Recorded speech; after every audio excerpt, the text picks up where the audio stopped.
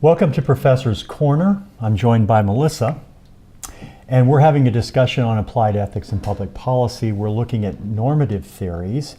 And in this session in particular, we're going to be looking at principlism. And we'll start off by some background, and then in a second session, a follow-up session, we'll go into some secular and biblical examples of the theory.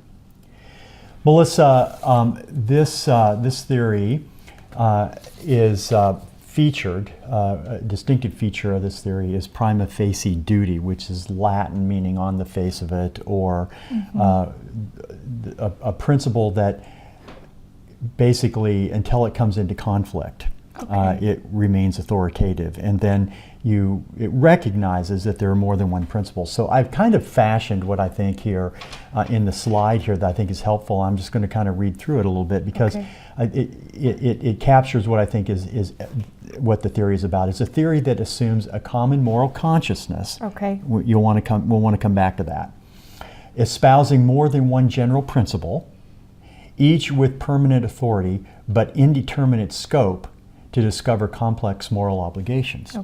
Now that's what the theory is. And a prima facie duty is, of course, a center feature on this. And a prima facie obligations are conditional because the principle that grounds the reason for refraining or acting is indeterminate in its scope of application.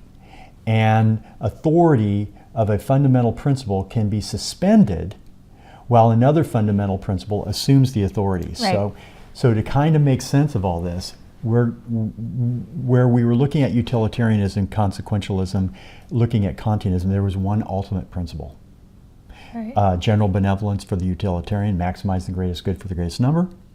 And for Kant, it was the whole idea of the categorical imperative, whether it's expressed as universalizability or the principle of humanity. This system has more principles involved in it. We sometimes call this a pluralist system as opposed to a monist system. And the reason is that, as you saw, we ran into some problems applying those theories because the principle led to some counterintuitive kinds of applications. Can I bring up one conflict I remember? This idea of lying in order to save someone's life. You know, you've got the principle of preserving someone's life and the principle of telling the truth, and now you've got to suspend the truth telling in order to save the life. That's right. And what the issue there is to try to explain that conundrum, you had to create a certain incoherence in the system, or you resulted in some sort of irrationality. So this is going to help. What this theory does, and we'll talk about a little bit of its originator, is it sees a complexity to moral experience that can't be explained in one supreme ultimate principle. Great. So let's talk about that theory. Well, I would like to make one other point. Sure. The common moral consciousness is what's going to be important here. It assumes, without referring to God, that we are so constituted that we share a similar moral conscience. Now, if that holds, the principle has a lot of weight. If it doesn't hold, if there's a lot of diversity in moral conscience, and you can see where I'm going, where people are attacking this today. Remember, this theory kind of originates at the very beginning of the 20th century. So there's a whole lot more homogeneity in that time than there is. And so if that holds, so it assumes that, and it assumes that these principles are actually self-evident in that consciousness, okay? All right. With that in mind, the other point I wanted to make and highlight is the indeterminacy. The idea that we have these principles, but they may not be able to tell us all that we know. You remember we were talking about the platitudes needing content? Okay. This is not unlike, in many respects, we're still looking at trying to justify that social sphere, because the basic social morality is what governs our freedom in conflict. And we talked about those platitudes of practical reason as being indeterminate. The students will remember in Ethics 323, we did the theological frontiers, of which you reviewed here. It's the same point, that these principles are indeterminate and they need content. And for us as Christians, we're going to get that from Revelation, as well as some experience, but Revelation is going to be an important part. But for the secular person, Revelation is going to play no role, particularly with regard to the social. And by revelation, you mean God's revelation, like the Bible. The Bible, exactly. Yeah. So that's kind of what it is. What is the what are the duties that this guy Ross comes up with? Right.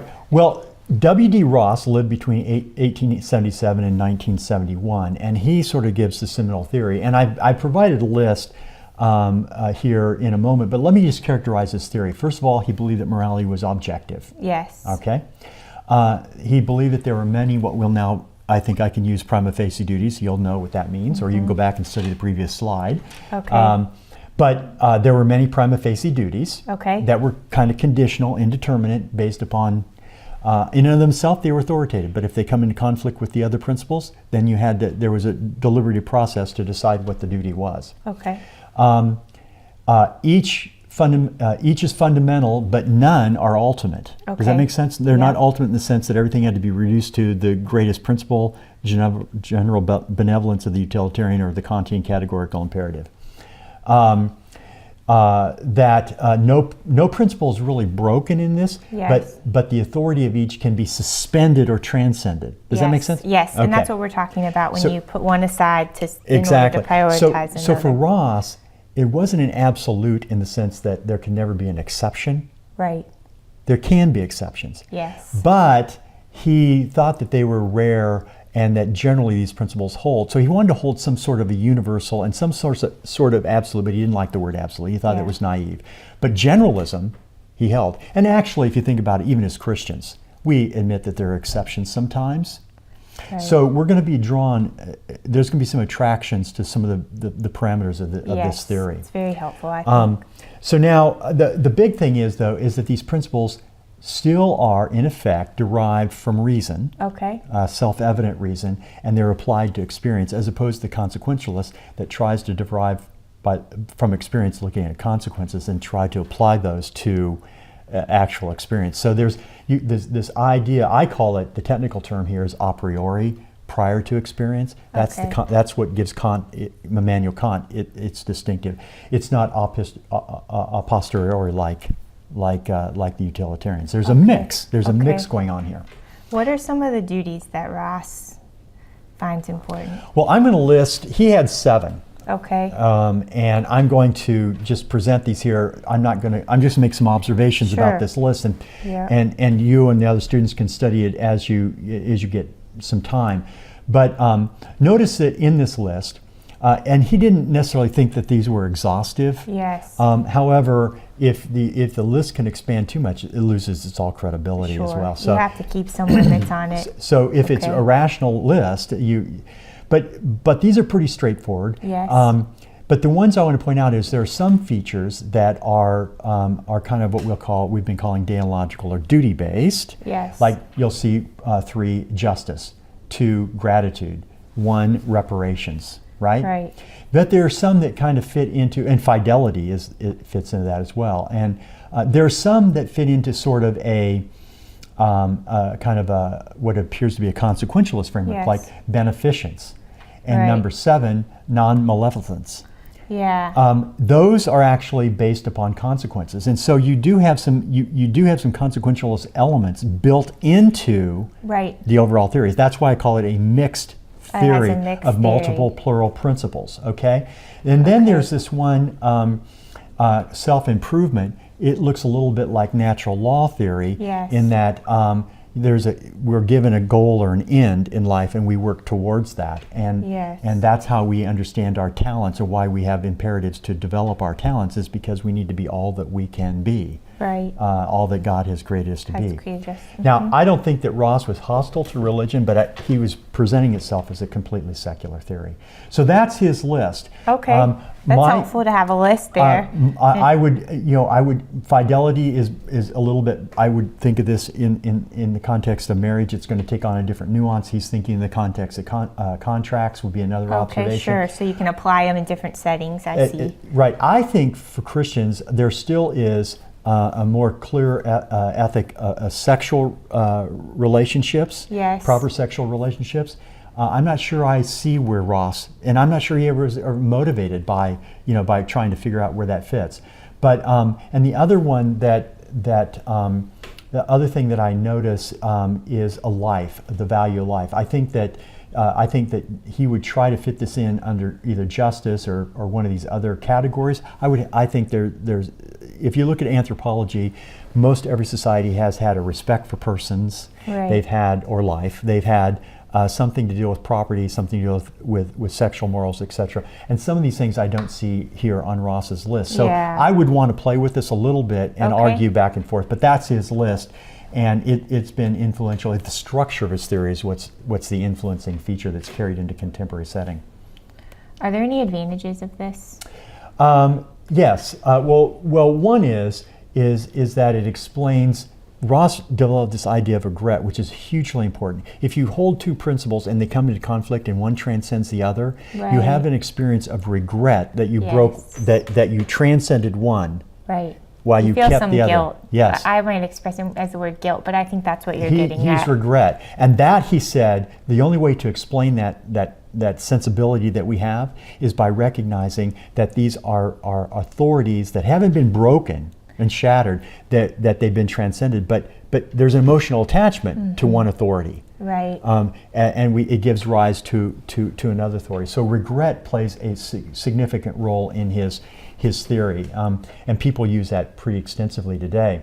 The other thing is that it addresses a common intellectual challenge to absolute rules. In other words, we don't feel like we have to never have an exception. Right. Now, I understand that there'll be some Christians in their theological view that they feel like they, my own view is that this preserves the intent behind Scripture. Yes. And that. But it's also realistic to realize that we can't think of every single nuance in every single case, and when those come up, we may have to make a call. That's right. And this helps us be able to do that, so we're not stuck in a jam, basically. That's right. Okay. Now, one point that I was going to make is that he thought that we had these principles by intuition, or they were self-evident. Yes. I think there's an element of truth to that. I think that these platitudes of practical reason are built into the Imago Dei. Right. But they're still going to be incomplete. Okay. So I would want to explore. People used to think intuition was everybody can have an intuition, and I think that's because they're thinking that every intuition is. They're thinking that intuitions come fully developed. True. As opposed to being very rudimentary or basic. Sometimes we haven't developed those yet, and they're just inklings of thoughts That's that right. we actually need to think about more before we act on them. That's right. And so I think that in that sense, there is an intuitive foundation for what he's, for the morale. But some people have been skeptical of intuitionism, but that's the way they view what the principle is in a full developed way. So the other thing is that might be of interest here is to make a contrast between principlism and consequentialism. Okay. Because you've seen, we've had the theory that's mixed.